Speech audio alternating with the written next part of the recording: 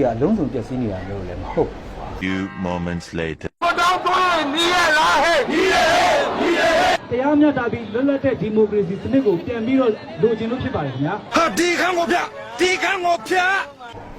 ခဏနေတော့ပုံမှန်ပြန်ဖြစ်သွားမှာပါတဘာကကျူးကျော်ရန်ဆောင်မှုမပြုတ်သေးတဲ့ရေးကတော့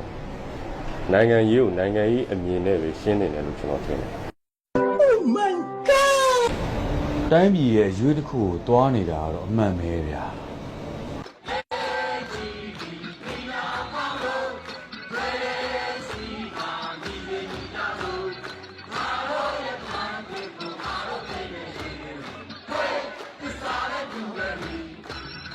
你表开的是个龙蛋个，